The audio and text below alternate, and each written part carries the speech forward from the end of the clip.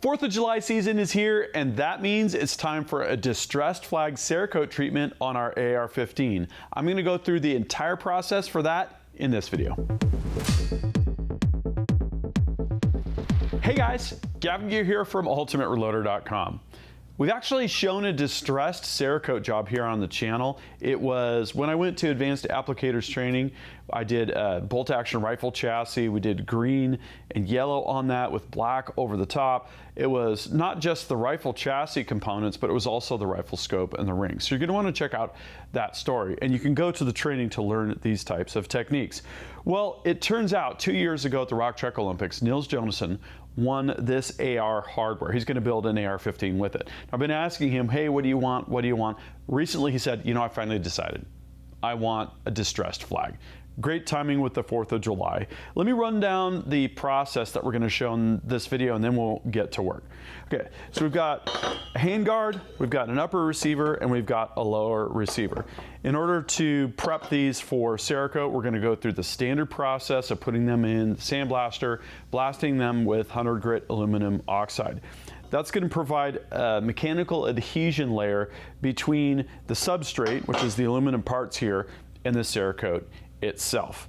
And to outline the process at the highest level, we're going to start with white. I've got Stormtrooper white here, which is H297, and I'm actually going to do something that I haven't really done before exactly here. I'm going to take the color wheel, and what happens when you mix opposite sides of the color wheel together in terms of the colors is you get a perfectly neutral gray. Of course, that assumes that these are exactly opposite colors on the color wheel. What I'm going to do is I'm going to take a little bit of black to tone the Stormtrooper white down to a gray. I want this to look a little bit dirty and ratty and tatty, the whole thing.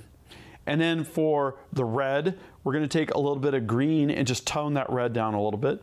For the blue, we'll take some orange, tone that just down a little bit.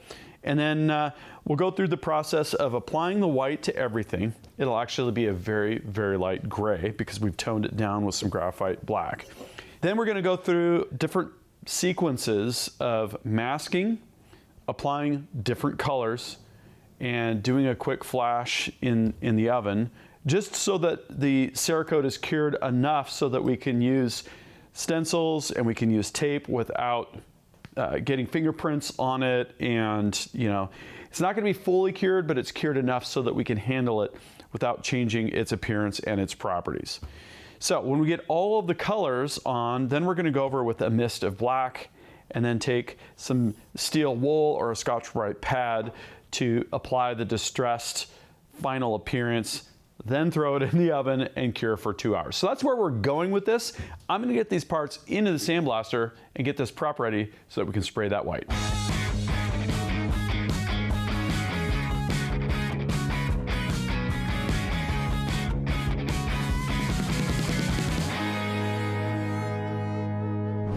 Okay, so we put our parts through the blaster. You can see here that we have a matte finish. There's no shine left at all. And so I've had the Stormtrooper white and the graphite black on the shaker. I'm gonna go ahead and mix my extremely light gray. We'll go ahead and spray everything with that, and then it's gonna be into the oven for a flash cure. Now the flash cure is all about leaving enough penetrability for the next coat so that they will bond together, right?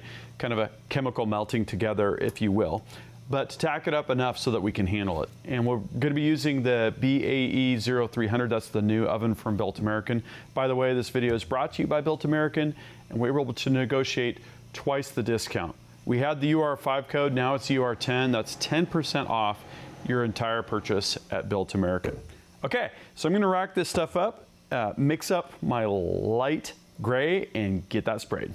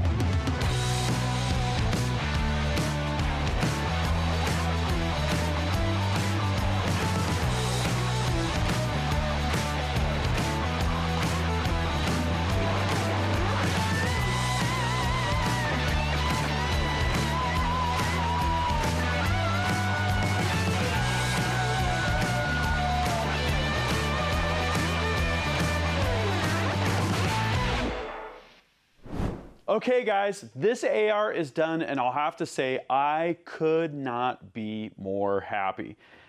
A couple call outs. First, the crew down at Cerakote. When I went to do the advanced applicators training, their hands-on instruction to do this distressed type theme, not exactly an American flag, but something similar, was really helpful. And then I also watched a brief distressed flag tutorial from Cross Rifles on YouTube, a smaller channel, but helpful information.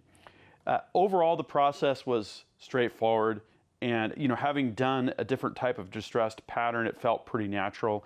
And really, it's all about having a game plan and sequencing things. So I already talked about prep. We did a complete 2-coat application of Stormtrooper White. This is our base coat. It's under everything, right? And I have this pattern after each application. Before we do the final cure, we're going to do flash cures. The flash cures are going to be at about 180 degrees, and they're going to be somewhere in the 10 to 20 minute range. Again, the goal there is just to allow us to handle the parts without imprinting fingerprints, that kind of thing, but leaving enough solubility of the base coat, whatever the substrate is you're coating over, so that the layers, the different coats, will sort of melt together, right? So we did the 2 coats, flashed it for about 15 minutes at 180, and then it was time to do all of our masking and stenciling. So on the hand guard, I just used the high temperature blue tape, and what I was really focused on here was proportions, right?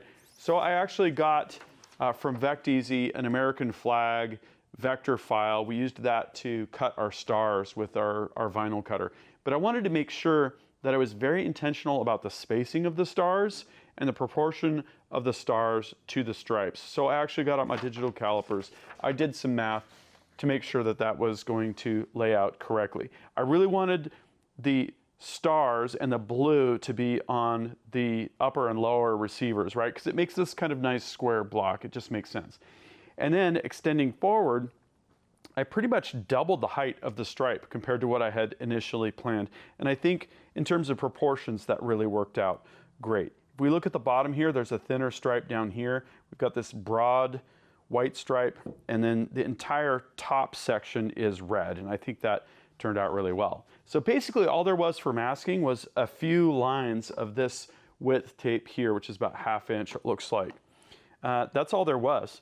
And then for the stars, we used the vinyl cutter. This is special high temperature vinyl that you can get from Cerakote, and cut the stars from literally the artwork from the American flag. I have a VectEasy subscription, so I was able to download that and cut them out, and then started to space things out based on the proportions of the flag artwork that we were using. Now, the difficulty here is when you've got surfaces with a lot of 3D features like this, you need to strategically figure out how you can kind of straddle things like this case ejection bumper here, or the forward assist hump, right? And actually the spacing worked out really, really well. You notice we have a star back here on both sides. I'm gonna show you the other side here.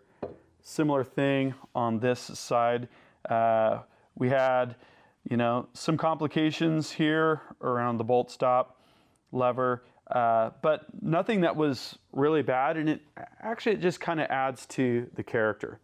So at this point, we've got Stormtrooper White, we've got masked stripes here, and we've got stenciled stars here. It was then time to mix up the blue and the red, right? I think I did the blue first, and my strategy here was I wanted this to look faded. I want this to look a little bit grayed out. So what I did is I took the H362 Patriot Blue, looked on the color wheel, looked opposite, that's orange. And so we took a little bit of H309, which is Tequila Sunrise. These colors are very similar to this we've used on other themes in the past as contrasting colors, because complementary colors, which is what colors are called across the color wheel from each other, tend to look really popish and really vibrant together. But if you mix them, like if we mix these 50-50, we would ideally end up with a gray. Now, depending on the pigments, we might end up with a bit of a brown hue or something like that. But I did a little bit of pre-mixing, and if you're curious about the ratios that I used, click through to the article and I'll have all that in a table for you. I just kind of mixed it by eye. I kept adding a few drops at a time until I just hit kind of cut the saturation just a little bit to mute it out just a bit. So we then applied one coat of blue, fairly thin, to the upper and lower receiver. And this is so that we can later burn through that with the abrasive pad. Set that aside, shot the red on the handguard, right? And again, we're using red and its complementary color, which is green. Added a few drops, added a few drops. This is H400 Jesse James Eastern Front Green, which is, absolutely love that color. And we're just using H216 Firehouse Red for the actual red color here. As you can see, the whole thing looks kind of like well-worn jeans, right? That was kind of my intent. You threw an American flag outside, right? It's been hanging on the pole for 20 years or something like that. It might be a little bit ripped or whatever. Kind of a really cool theme. So with those two colors, we then threw it in for another flash cure, 180 degrees. I think that was like 12 or 14 minutes that I did this time.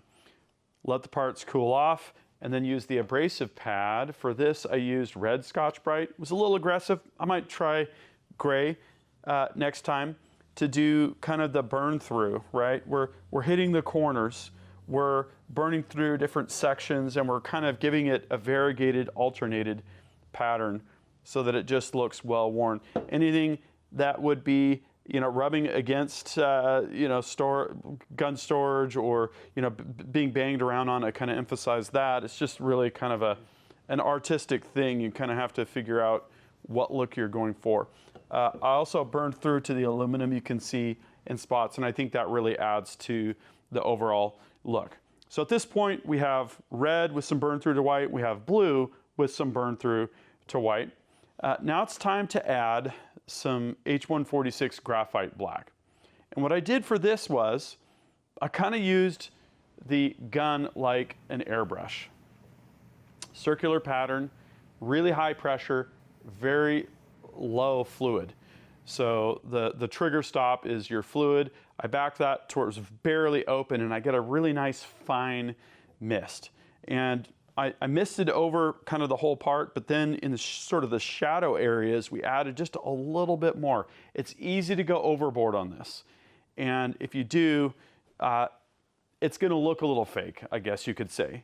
So I tried to use some restraint there, and then threw it back into the oven for another flash cure, right? This is really important. If you don't flash cure properly, when you're doing this burn through, you're gonna get kind of a smearing, kind of a balling up, kind of a texture, and I wanted it to kind of lay down and get pre-hardened, but still be easy to burn through.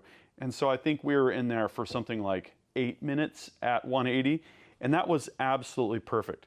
This time I went to the gray Scotch-Brite, which is a little bit finer compared to the red Scotch-Brite, and just kind of gave it the same kind of treatment. You know, burning through, you can see right here, for instance, I burned almost completely through to the white, but we still have gray around it. That gives kind of a nice contrast. We have our shadow areas here that are a little bit darker, and I did not distress areas that are covered by things like the grip and that sort of thing, just trying to really work on the parts that will be externally visible. So this is where things go from good to great. Now we've truly got that antiqued, distressed look where we've got some shadowing, we've got a lot more depth, and it just gives it a real apparent age. So, wow. This is not typically my style for firearms, right? I'm very practical, I'm very military, I'm very sort of OD green, FDE, black, you know, sort of really boring colors, to be honest. But it felt really good to step out and do something creative, and I think Nils is gonna really like this. Okay, so another reminder, we've doubled the discount code. Our discount code for Built American used to be UR5, now it's UR10. If you're looking for a booth for Cerakote or for ovens for Cerakote, you're gonna wanna use this code. Now you can save a full 10%. That's gonna be through at least the month of July. So if you've been on the fence, now is the time to buy a Built American booth and or oven. What I'd like to know is, what did you think of this distressed flag theme. I've seen a lot of these done. I know I'm not impartial here, but this is one of my favorite that I've seen. I'll have to say, it's clean, it was straightforward. I'm gonna guess if you're running a Cerakote shop, this is something like a 4-hour job. So if you're gonna do this kind of work, it's not gonna be cheap, but it's all about the attention to detail. It is both something that's technical and something that's artwork, and that definitely appeals to me. If you have specific feedback, drop a comment and we'll see you in the comments section. That concludes this video. Thank you very much for watching. That means it's time to wrap it up. I hope you enjoyed this video. If you're watching Ultimate Reloader on TV and want to take advantage of free resources, exclusives, and hot deals, just hold your camera phone up to the QR code, tap on the link, fill out the information, boom, you're getting Ultimate Reloader emails. Don't forget to like and subscribe. Also, we're on Facebook, YouTube, Rumble, where we've got unrestricted content, and Instagram. Make sure to follow us on all those channels. Ultimate Reloader also has a commercial solutions division serving law enforcement, the military, and the gun industry. We have some unique capabilities, including a comprehensive suite of recoil testing and evaluation capabilities, trigger profiling, and more. Thanks again for watching.